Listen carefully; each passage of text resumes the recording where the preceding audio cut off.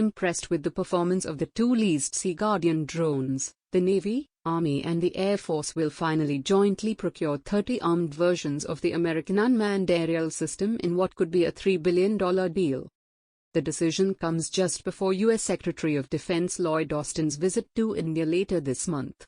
Austin's visit could be a precursor to the impending meet of the Quad leaders, US, India, Australia and Japan, which is likely to be held soon.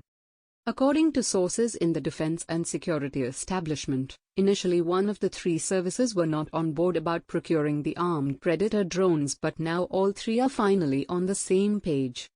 They added that the Defense Minister Rajnath Singh-led Defense Acquisition Council, DAC, could take a final decision on this soon. If approved, this would be the first tri-service procurement since Chief of Defence Staff General Bipin Rawat was appointed to steer the Indian Armed Forces into a more united force, both in terms of operational doctrine and procurement.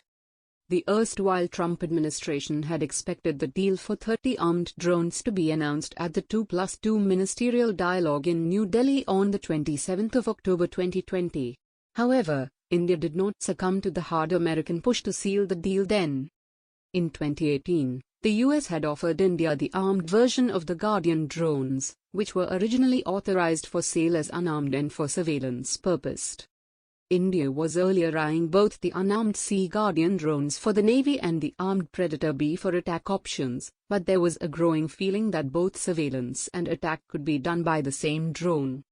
This was because of the prohibitive price involving American drones. The Navy had initially planned for 22 Sea Guardians, which were priced at over $2 billion, but then brought down the number to just 12. However, since all the three services wanted weaponized drones, a decision was taken to jointly pursue the deal. According to the deal, India will be acquiring 30 MQ-9 Reaper or Predator B, 10 each for the three services. The MQ-9B has an endurance of 48 hours and a range of over 6,000 nautical miles. It comes with 9 hardpoints, capable of carrying sensors and laser-guided bombs besides air-to-ground missiles, with a maximum payload of 2 tons. The Navy, which is the lead agency for procurement of HALE, high-altitude long-endurance, will seek the acceptance of necessity, AON, from the DAC. The Navy had inducted 2 Sea Guardian drones on lease under emergency procurement. According to sources, the Navy is really impressed with the 2 it took on lease from the US firm General Atomics.